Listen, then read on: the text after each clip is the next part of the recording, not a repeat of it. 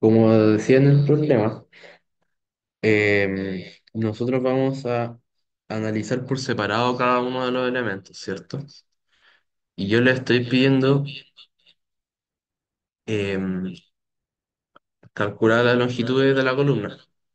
La carga de los 240.000 kilonewton es como que se le estén aplicando cargas sobre esta cara, ¿cierto? Al aislador. Entonces, esto va a producir que el aislador se mueva como para acá, ¿cierto? Algo así. Pero la columna está empotrada acá, ¿cierto? Entonces se va a mover en conjunto con el aislador. No va a haber como una deformación directa de la columna, producto de la carga que se le está aplicando o sea, por la carga de corte al final. Pero la que sí va a afectar son las cargas que caen directo sobre la columna. Y esa es la carga que nosotros queremos calcular, ¿cierto? ¿Cuál va a ser la carga máxima que puede soportar nuestra columna verticalmente, ¿cierto? O sea, que se ejerce sobre su eje. Esa es la que nos relaciona el pandeo, finalmente.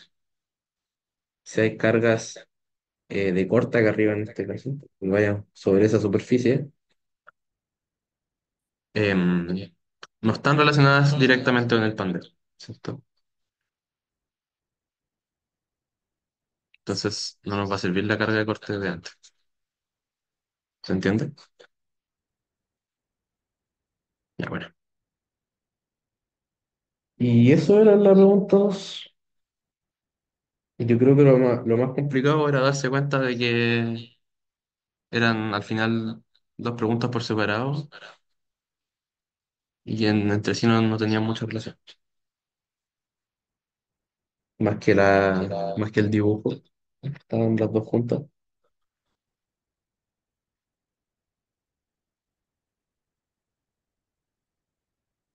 ¿Alguna duda? ¿Quieren revisar el de fatiga?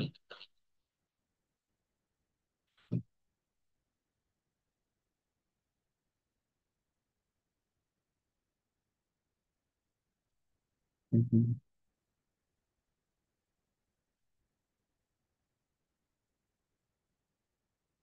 Ya bueno, va a ser el de fatiga. Pues lo vamos a revisar. ¿Cierto?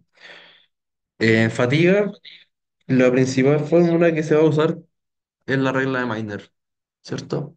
Nos va a relacionar em, los ciclos como con la cantidad total de ciclos que resiste un elemento para un cierto esfuerzo. Y esto nos va a medir el daño que está sufriendo nuestro elemento. Cuando el daño es igual a uno, significa que nuestro elemento falló por fatiga. Entonces, nosotros en fatiga tenemos nuestras curvitas, estas, que son las SN, que son esfuerzo, estrés, versus el número de ciclos.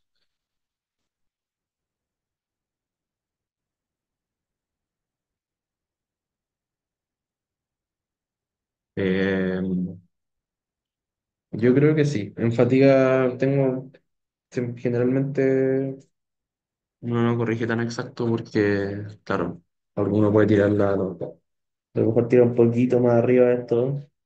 Y si lo tiráis para abajo después, claro, tiró como dos números menos y veía la grande ya. Así que ahí se entiende igual. Em, ya, pues le damos el ejercicio. Nos dicen que tenemos un elemento estructural de acero, que le puse steel, ¿cierto? Entonces ustedes tienen que ir al gráfico, ver cuál era el steel y vamos a tener que usar la curva azul en este caso. Si usaban la curva de abajo, ya no. Ah, y nos piden determinar la cantidad total de ciclos que resistirá el elemento. Y además especifique si resistirá toda la vida útil esperada. Nos dicen cuál debe ser la vida útil esperada y nos dicen que van a ser 20 ciclos diarios y nos dicen el historial de carga y la curva SL. ¿Cierto? Entonces, em, lo primero que vamos a hacer, ¿cierto? Yo aquí anoté de nuevo mi historial y acá les puse. Usaremos la regla de Miner igualando a uno porque queremos la cantidad de ciclos necesarios para que falle por fatiga. Entonces, nosotros ya sabemos que lleva acumulado los 13.500 más esos ciclos. Queremos saber cuántos les faltan para que falle, ¿cierto? Entonces va a haber una tercera componente en nuestra ecuación, que nuestra incógnita va a ser los ciclos necesarios para que llegue a uno, que sería la falla, para este esfuerzo, ¿cierto? Entonces, si se fijan, esto no es lo mismo que esto. ¿Cómo se relaciona? Si nos vamos a nuestro gráfico SN, nosotros vamos a ubicar nuestros 300 megapascales, nuestro esfuerzo que se está aplicando, y estos 300 megapascales tienen un número de ciclos totales por cada elemento para el cual llegaría la falla, ¿cierto? Entonces, si nosotros le aplicamos esta cantidad de ciclos con este esfuerzo, va a fallar nuestro elemento, ¿cierto? Pero nosotros sabemos que no estamos aplicando directamente esta cantidad de ciclos. Nosotros tenemos, en este caso, 13.500 que es menor, ¿cierto?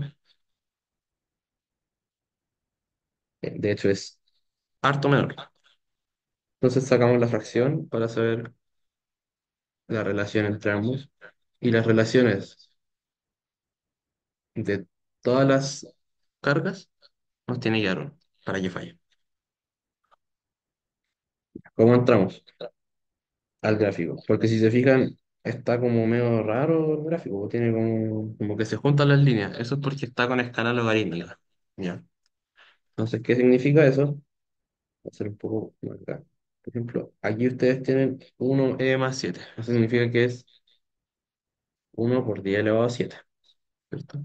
Y cada una de estas raíces que avanzan van a ir aumentando en unidad. Entonces, esto va a ser 2 por 10 a la 7, 3 por 10 a la 7, 4, 5 y así hasta llegar hasta 9. Y si siguen contando, van a llegar a 10 por 10 a la 7, que es lo mismo que 1 por 10 a la 8, ¿cierto? Así es como se leen los gráficos SN. Entonces, nosotros vamos a tomar nuestras cargas, ¿cierto? Primero los 300 megapascales y vamos a buscar la intersección con nuestra curva. Después bajamos y empezamos a contar. Ya. Ahí está el 1 por 10 a la 4. Pues 2 por 10 a la 4. Y allí está el 3. Y está un poquito antes, entonces yo lo aproximé a 2,8, ¿cierto? Y esto lo vamos a hacer para cada una de nuestras cargas. ¿Cierto? 250. Y aquí están los 220. Aquí les especifiqué los números que usé yo.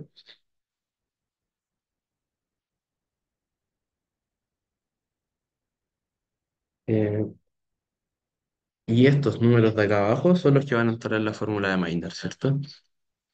Entonces, si se fijan, no se un poquito zoom. Este va para acá y se relaciona con los ciclos asociados a esa carga. Y este va para acá. Después el siguiente va para acá y este va para acá. Este va hacia acá y este no lo sabemos. Después, si despejamos esa fórmula, vamos a llegar a estos ciclos, ¿cierto? Que son los necesarios para que nuestro elemento falle por fatiga.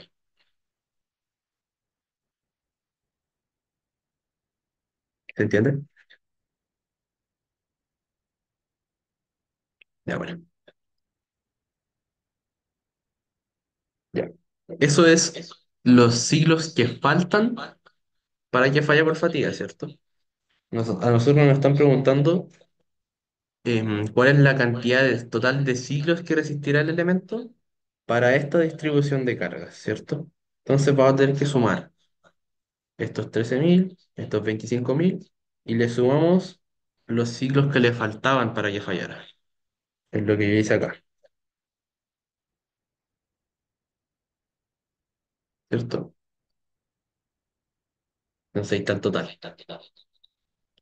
Y bueno, si después queremos saber si va a resistir toda la vida útil, ahí es donde tenemos que usar el dato de cuántos ciclos van a ser por día, o por, a lo mejor nos dicen por mes, ¿ya? Entonces nosotros tenemos nuestra cantidad total de ciclos y esto lo vamos a querer pasar a años, porque nos están dando una vida útil en años. Entonces, claro, tenemos 20 ciclos por día, dejamos cada los ciclos, pues ¿cuántos días hay en un año? 365. Allí no importan los años bisiestos, ¿ya? Eh, y claro, haciendo esa multiplicación, llegamos a la cantidad de años. Y como esta cantidad de años es mayor a la que nos están dando el problema, decimos que sí resiste a los 25 años previstos. ¿Sí?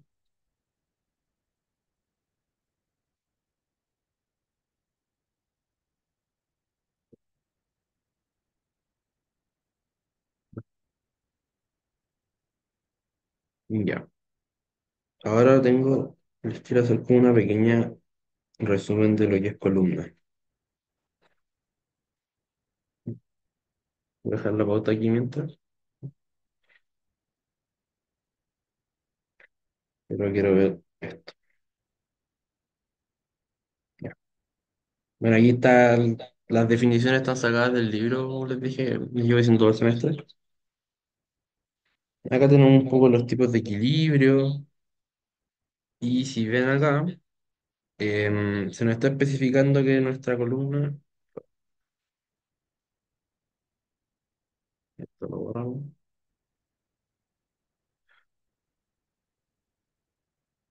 ¿cierto? Nosotros tenemos columna, esto es una columna vista de lado. Y las columnas van a recibir cargas axiales, ¿cierto? De compresión. Entonces, las columnas reciben cargas sobre su eje. Esto si lo vemos desde arriba, ¿no? Vamos a decir que es cuadrado. Vamos a decir que ahí está su centro. Entonces, aquí se va a estar aplicando la carga. Ese es el ejercicio 4 de la ayudante. Sí, deja hacer un resumen rápido y lo resumo.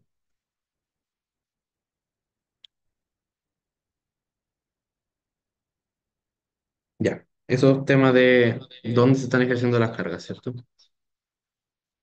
Después, tema de columna ideal.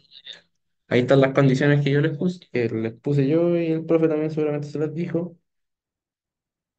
Si se fijan, son em, cosas que facilitan los cálculos. Entonces debe estar recta antes de la aplicación, debe aplicarse en el centro de gravedad, ¿cierto? Lo que les dije recién. Material homogéneo, debe pandearse solo por un eje y el que se nos va a preguntar generalmente es rango lineal elástico, ¿cierto? Debemos cumplir con esto, no digan que es columna ideal. Ahí les puse las fórmulas, ¿cierto? ¿Cuáles son? Bueno, las cuatro en realidad son bien importantes. Después se generalizan para los distintos tipos de soporte, es lo que está acá abajo. Y cuando metemos los apoyos o soportes, aparece algo que se llama longitud efectiva, ¿cierto? Que ahí está la definición más formal, es la distancia entre los puntos con momento cero, pero para entender mejor lo que es un momento. em, claro, tenemos el primer tipo de columna, ¿cierto? Y es con apoyos articulados, que a veces también se notan así. Y se fijan esto, si se le aplica una carga, esto tiene un apoyo acá y otro apoyo allí, entonces se va a poder deformar tranquilamente. Entonces la longitud efectiva va a ser la misma que la longitud que se deforma, por lo tanto el K es igual a 1. Ahora, si nosotros tenemos una columna que solo está empotrada por abajo y le aplicamos una carga arriba, como que vamos a decir que va a bailar más, ¿cierto? Entonces, la deformación real es todo esto, toda la longitud efectiva. Por lo tanto, el K es igualado. Los K van a ser como los coeficientes que relacionan los apoyos con nuestras longitudes de pandeo. Después, si está empotrada en todos lados, ¿cierto? Se forma la figura así y el K va a ser menor, ¿cierto? 0,5 en este caso. Y después, tal que yo le puse en el problema, tiene un apoyo articulado y empotrado por el otro lado, y es como algo así. Y acá el K es 0,7, ¿cierto? Esos K intentan aprendérselos, ¿ya? Que son como los cuatro con que más aparecen. Luego tenemos las fórmulas generalizadas para el K, ¿cierto? Después ya no usamos la longitud inicial de la columna, sino que usamos la longitud efectiva para hacer nuestros cálculos. Entonces, los elementos que se van a ver afectados por esto en nuestra carga, ¿cierto? Porque la carga, como ven arriba, relacionada a la longitud, entonces ahora va a pasar a relacionar la longitud efectiva. ¿Qué más se va a ver afectado? La relación de Peltier, que también relacionaba nuestra longitud con nuestro radio de giro, ¿cierto? Entonces ahora va a relacionar la longitud efectiva con el radio de giro. Que el radio de giro, que lo especifiqué arriba, es la raíz de la inercia partida en el área, ¿cierto? Es la que nos relaciona nuestras propiedades geométricas para la columna. Esto en realidad sirve harto, ¿no? Una relación entre las propiedades de la sección de la columna. Ahí está la foto del libro. Ya. Acá aparecen las curvas de esfuerzo versus relación de Peltier, ¿cierto? Entonces, esto en términos generales tiene unas curvas que se relacionan, como se ve en la imagen, va en rango elástico subiendo, subiendo, y después debería seguir subiendo. Pero una vez que se rompe el rango elástico, tal como pasaba con los esfuerzos, o sea, con los gráficos de esfuerzo versus deformación, como que cambia la forma de nuestra curva. Entonces, en las curvas de columnas también se va a ver afectado esto. Y empieza como a curvarse hacia adentro, ¿cierto? Porque ya no vamos a usar nuestro modo de elasticidad, porque ya no estamos en rango elástico, vamos a usar un modo de elasticidad tangencial, ¿cierto? Que se lo especifica aquí y se va calculando punto a punto según cómo sea nuestra curva de esfuerzo de formación. Entonces, en los esfuerzos de formación, el pandeo elástico está hacia la izquierda y en las de columna, el pandeo elástico está hacia la derecha, ¿cierto? Entonces, eso ténganlo ahí como muy bien claro. El resto de anotaciones son puntos más teóricos, ¿cierto? Que se tienen que estudiar. Ya. Esto puede servir. El pandeo se produciría alrededor del eje que tenga la mayor relación de Peltez y a medida que la relación de Peltez disminuye, el esfuerzo crítico iría en aumento. ¿Cierto? Esas son como anotaciones para que vayan relacionándose con los valores. Acá están los diferentes cálculos de inercia. Hay más, ¿cierto? Hay más tipos de secciones, pero yo aquí les puse como los principales con los que se trabajan.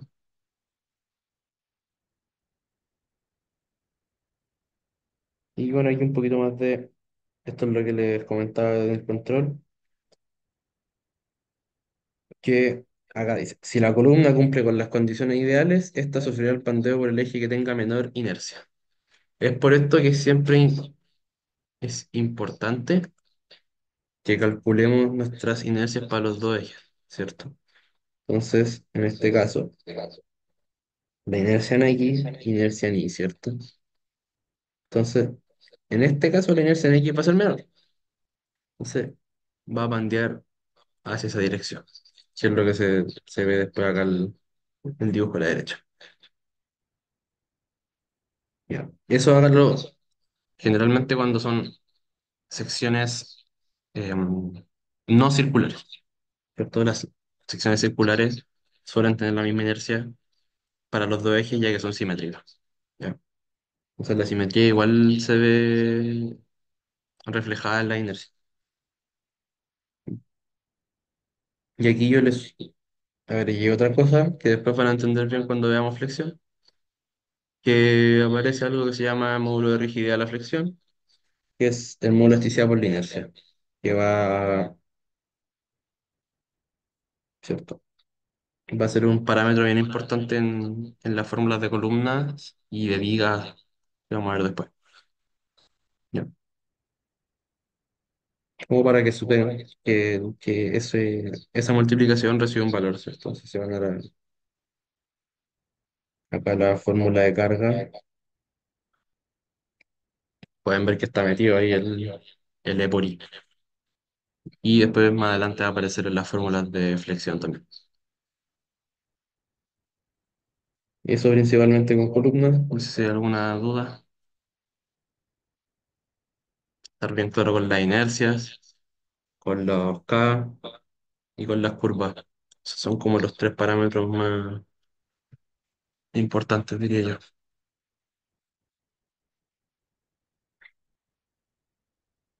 Ya habían dicho el ejercicio 4. Ya ven.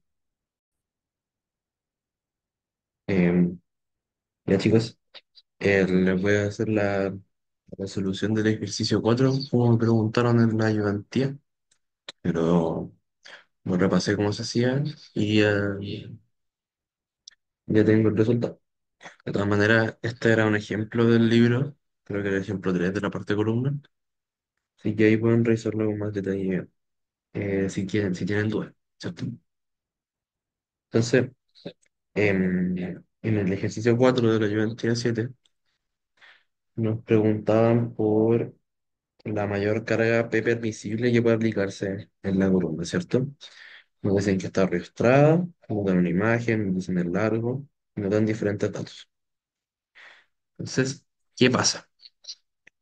Lo que hay que hacer es que hay que hacer un análisis por eje, ¿cierto? Entonces, tener nuestro, ¿cierto? Si lo vemos en planta de la columna, ahí está nuestra sección I o doble T, como quieran decir. Y vamos a tener que analizarlo respecto al eje X, ¿cierto? Y respecto al eje Y, que es lo que yo dibujé acá arriba. Entonces, este va a ser nuestro eje Y, este va a ser nuestro eje X, y aquí los que marqué son los arrostramientos, ¿cierto? Que son las varas que están sosteniendo nuestra columna de manera lateral, ¿cierto? Si se fijan y revisan las inercias que están acá, la inercia en X, ¿cierto? Esta inercia para este eje es mayor que para este. Así que no es coincidencia que los arrostramientos estén sosteniendo em, el lado que tiene menor inercia, ¿cierto? Para evitar este pandeo por este eje que es más débil, ¿cierto? Un producto de inercia. Entonces, lo que vamos a hacer va a ser analizar la columna vista desde los dos lados. Si la vemos para el eje Y, ¿cierto? Si la vemos, vamos a hacer que la estamos viendo como de frente, ¿cierto? Así, hay que verla como perpendicular al eje para hacer el comportamiento. Em, Vamos a tener esto, ¿cierto? Nos dice que está empotrada, ¿cierto? Del empotramiento, y está ariostrada en la parte superior, ¿cierto? Que son estos ariostramientos. Nosotros estamos teniendo una vista desde este eje, ¿cierto? Entonces, lo que hacen los arrastramientos es restringir el movimiento lateral, ¿cierto? Entonces, em, esto se puede traducir como un apoyo articulado, ¿cierto? ¿Por qué? ¿Por qué un articulado y por qué no un empotramiento? Ya, esto lo busqué. El arrastramiento, como les comentaba, restringe lateralmente esto, ¿cierto? Entonces, me va a ejercer unas fuerzas para acá, entonces la columna no se va a poder mover ni hacia allá ni hacia acá, y tampoco hacia arriba, ¿cierto? Porque está empotrada acá. Pero los arrastramientos sí permiten momentos, ¿cierto? Entonces la columna puede girar hacia un lado o hacia el otro. Acá. Si fuera un empotramiento, acá abajo, la columna no puede girar, ¿cierto? Permite un giro. Pero acá sí se puede. Entonces se toma como articulado y por eso es que se anota un K de 0,7, ¿cierto? Ahora, ¿qué pasa? Hay que ver el otro eje también, que es la vista de X, ¿cierto? Entonces vamos a estar viendo así, ¿cierto? Como de frente a ese lado. Y si nos posicionamos como justo debajo del arrastramiento, vamos a ver que está empotrado por abajo, pero arriba no hay nada, o sea, que la sostenga, ¿cierto? Entonces va a ser un empoderamiento por un lado y va a estar libre en el otro extremo, lo que nos va a dar un K igual a 2. Entonces ahora vamos a hacer el análisis de carga crítica para los dos ejes. Ocupamos la fórmula carga crítica y metemos datos. Para la carga crítica en X, vamos a usar la inercia en X, que nos lo están dando en el problema, ¿cierto? Esta es la multiplicación del 2 del K por 5. Metemos todos los datos y nos da una carga crítica de 424 kilonewtons, ¿cierto? Hacemos lo mismo para el eje Y y nos da una carga crítica de 1,31 meganewton, ¿cierto? Esto tiene bastante sentido, ¿cierto? Y aquí nos podemos dar cuenta que si bien la inercia es algo que nos indica por dónde puede pandear nuestra columna, esto tiene mayor sentido cuando no hay elementos externos que intervengan dentro de nuestra columna. En este caso están los arrastramientos, ¿cierto? Lo que va a aumentar, lo que hacen los arrastramientos es modificar el K, ¿cierto? Y al modificar el K, se modifica nuestra longitud efectiva de la columna, lo que, si se fijan, aumenta en gran magnitud la carga crítica que puede resistir nuestra columna por pandemia. Si se fijan para este otro eje, si bien la inercia es mayor, no tiene apoyos en la parte superior, lo que genera que el pandeo se produzca con mucho mayor facilidad. Como este carga es menor a la de I, vamos a usar la carga crítica menor, ¿cierto? Para analizar el problema.